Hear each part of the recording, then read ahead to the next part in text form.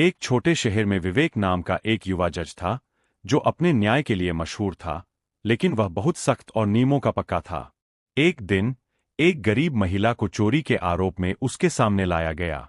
उस महिला का नाम मीरा था। मीरा ने कबूल किया कि उसने अपने बीमार बच्चे को खाना खिलाने के लिए एक दुकान से ब्रेड, रोटी चुराई थी। शहर के लोग, जो मीरा की गरीबी से अनजान थे, उस पर गुस्सा थे और चाहते थे कि उसे सख्त सजा दी जाए।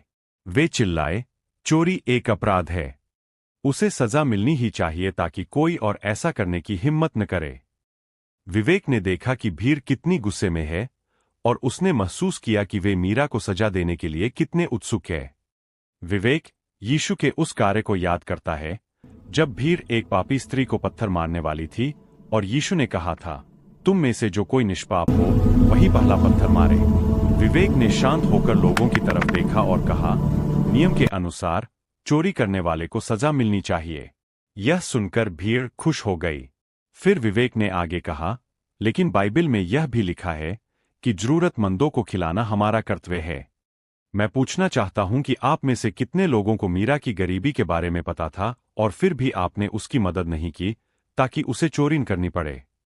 अचानक भीड़ में सन्नाटा छा गया। सब अपनी आंखें झुका लिए, क्योंकि उनमें से किसी ने भी मीरा की मदद नहीं की थी। वे सभी एक तरह से निष्पाप नहीं थे, क्योंकि उन्होंने एक जरूरतमंद को नजरअंदाज किया था। विवेक ने फैसला सुनाया, मीरा, तुम्हें मुक्त किया जाता है, लेकिन सजा इस शहर पर भी लागू होती है जिसने तुम्हारी मदद नहीं की। विवेक ने अपनी जेब से कुछ पैसे निकाले और मीरा को दिए। उसने भीड़ से कहा कि वे भी उतना ही जुर्माना भरें जितना मीरा ने ब्रेड चुराने से शहर को नुकसान पहुंचाया था। उस पैसे से मीरा और उसके बच्चे की 1 महीने तक मदद की जा सकेगी। उस दिन लोगों ने समझा कि न्याय केवल सजा देना नहीं है, बल्कि उस प्रेम और दया को दिखाना है जो यीशु ने हमें सिखाया। यह कहानी सिखाती है कि सच्चा न्याय कठोरता से नहीं, बल्कि दया और समझ से शुरू होता है। दूसरों के दोषों को देखने से पहले हमें अपनी जिम्मेदारी और मानवता को देखना चाहिए।